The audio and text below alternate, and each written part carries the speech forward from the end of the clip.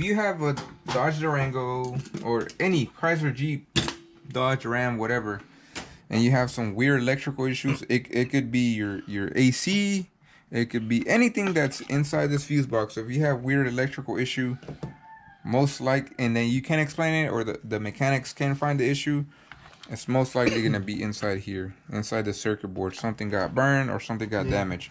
But for this customer, it was the AC clutch. Yeah.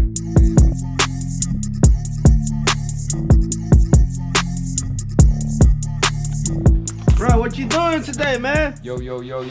Today we're gonna be talking about 2023 Dodge Durango. It was having some weird electrical issues with the AC. Yeah. So we are the third shop that gets to it.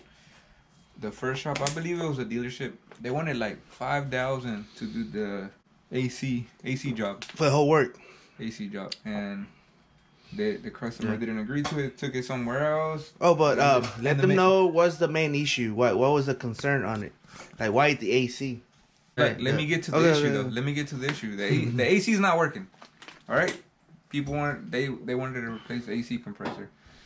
So the customer didn't agree to the quote from the dealership to get to another shop to get another opinion, another diagnostic, and they were gonna replace the AC compressor because that's what the dealership said.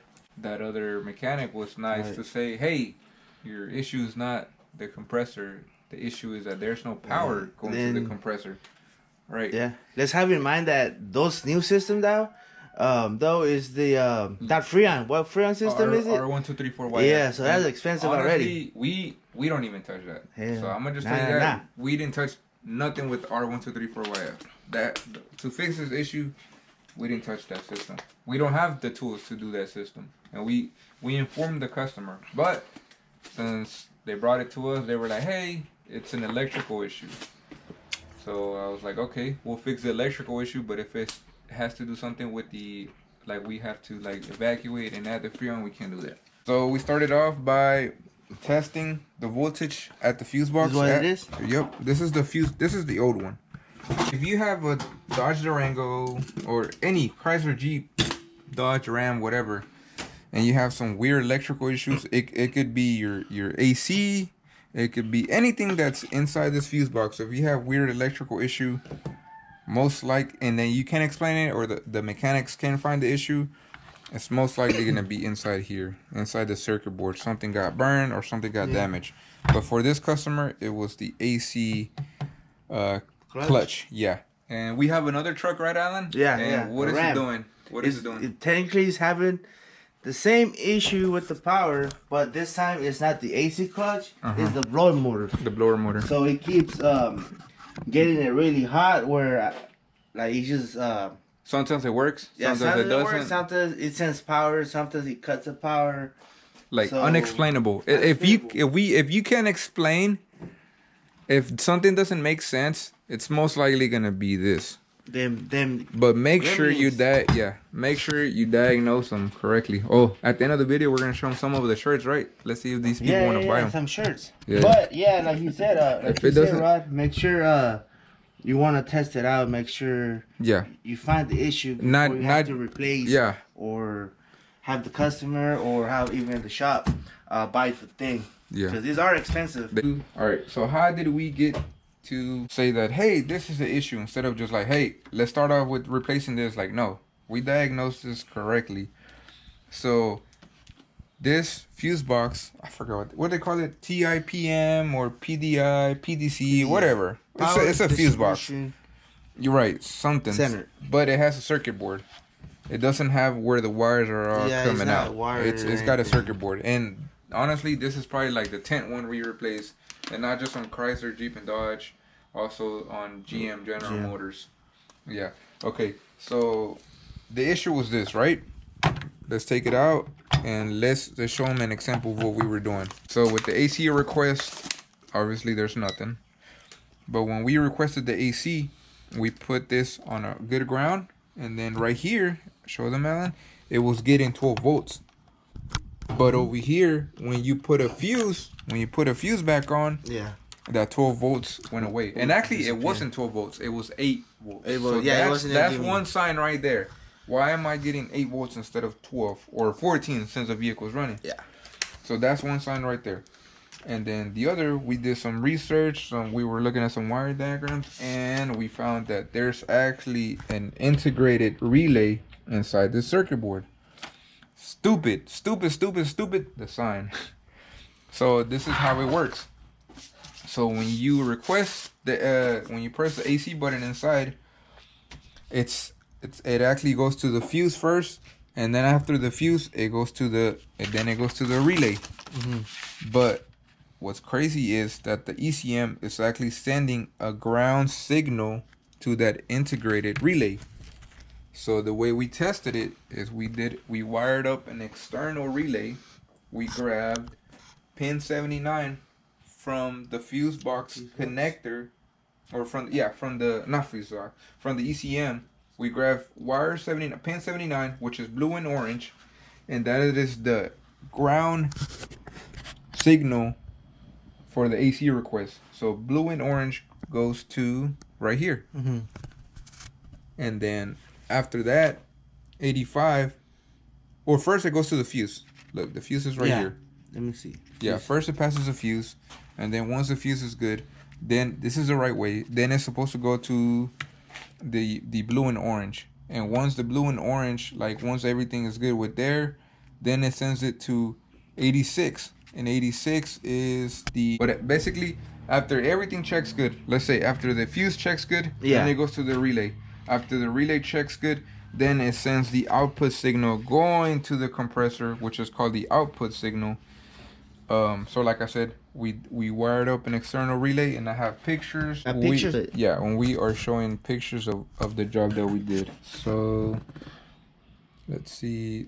You can see right there, it was the external relay that I wired up. Obviously, you can't see how I wired it, but I'm fixing to explain it. Okay. So this is the fuse box, right, Alan? That's underneath. So the blue and yellow, yeah. So the blue and yellow. Oh, look, I put a zip tie right here. Ooh. Blue and yellow goes to the AC clutch. The AC goes out to the AC, which is output. That it's output going to the AC compressor. All right, and then the input, it's actually from this. Mm-hmm. And like I said, it's pin. Show it right here, Alan. 79. Pin 79. Which is blue and orange. So you have to get on that connector and see which one's is position 79. But I took the cover off from the back of the ECM connector, this little cover off, so I can see those wires. Once I got the input and then the output, I just wired them together to the relay. And for test purposes only, I did the 30 hot all times, and then I believe just only 30. I put it direct power. Yeah. Which is actually, reality is supposed to be 12 volt ignition source. And then that's the relay that we did. Obviously, to do something like this, you gotta have experience, not just anybody. But we are just helping you out. Basically saying if you have any issues and that you can, it doesn't make sense. It doesn't make your mechanic sense. hits you up like, hey, it's gonna have to go to the dealership. We can't find the issue. The dealership is gonna do. Sometimes, most of the time, we get jobs from the dealerships over here, and we fix them. So, yeah, we're just talking about this, and like I said, it doesn't have to be your AC clutch. Like, look, let me just pick a random one. Let's see what is this one, Alan? Let's find this one. Let's find that one. Just an example. Well, which one did we take off? Because once you had all that stuff connected to test. Okay. The clutch started working, right? Yeah. It was working normally now. Yeah. Okay, so once I did the external relay, it started working correctly. Definitely. So what does that mean? That means that inside here, internally, the relay that's internally inside was I guess somehow damaged. Yeah, because once I wired up that external relay, the AC clutch kicked on. I got the right voltage. I got 14 volts while it was running. And it started blowing cold air. So I called the customer. I said, hey, I found your issue. It is going to be the fuse box. He found it online, I believe, or I found it locally for like $750. He found it online for $460. I'll post the link of the one he found. But let's go back. So I just removed the random fuse. I just removed the random fuse, and it just says something about cruise control. So let's say you try to use cruise control on your. It could be, like I said, it don't have to be Dodge Durango. It could be something Dodge, something with Chrysler. These are the newer models. Yeah, let's say a Jeep. Let's say a 2023 Jeep. You try to use your cruise control, and it doesn't work. And then nobody can find the issue. It could be something inside. Mm-hmm. And this is a 2023 model. Not even old. Yeah. But like I said, with these new designs, it goes back to the early 2000s where they have circuit boards. They do this so they can save money in wiring, in pins. But honestly, I'm not a big fan of these because we fix fuse boxes here, right, Alan? Mm-hmm. But we can't fix anything with a circuit board. Not inside, we can't. It's internally. Yep. But we've had some where I fixed a 2013 F550 fuse box tow truck, and there was some damaged, burnt wires from the bottom. So think about it. If on those fuse boxes you get burnt wires, think about it. It's internally that's gonna get burnt. Yeah. So why did it happen? Honestly, we don't know. We see these a lot going out. This is a part number. Show it to him, Alan. Everything's gotta match. Yours is gonna be different. But yeah, like I said, let's look at another one. Let's say, where's the? Oh, you can even have issues with the ECU. Mm-hmm. Let's say your vehicle is not starting. It could be this. But obviously, get it diagnosed correctly. I don't know. But let's say your ¿cómo se llama? They were wipers. Yeah, your wipers don't work. Or they work randomly. Let's say one day it's raining and it's working correctly. Some other day it's raining. They don't come on. Like if it's stuff that you can't explain. Fuse box. We had enough. Alan, close it out. What do you gotta say? Come on. I just gotta say that as Alan's working on one right now too. He's currently in the middle of diagnosing that. Yeah. It's a 2015 Ram 2500. Like how he said earlier, it's the blower motor that's not making sense. It's most likely gonna be this too. Mm-hmm. Yeah. So I mean. Hold up. Let me add another.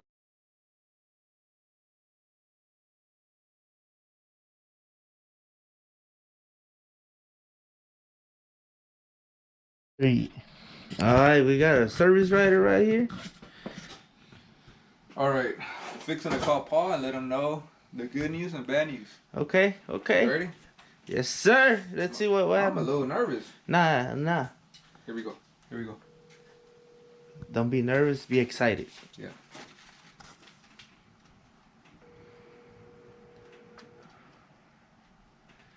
Hope he picks up. Yes, sir. Hey, how's it going, Paul? Good afternoon. Good afternoon. I'm doing all right. Hey, I got some good news and bad news. Oh, man. You ready? Yeah. The good news is that the AC's fixed. The bad news is that you're gonna need a jacket because it's freaking cold inside. Yes, sir. But it's ready. It's ready for you. All right, I got you. I'll pick it up right today in the afternoon. Okay, sounds good. I'm also gonna send you that invoice copy to your email. Okay. Okay. All right. Have a good one. All right. Bye. You too. Thanks. Esos son los que yo resucito.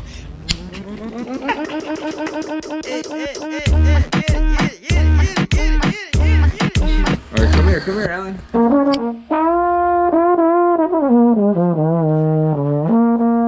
All right. Weekend, so we want some live music while we work. Yeah.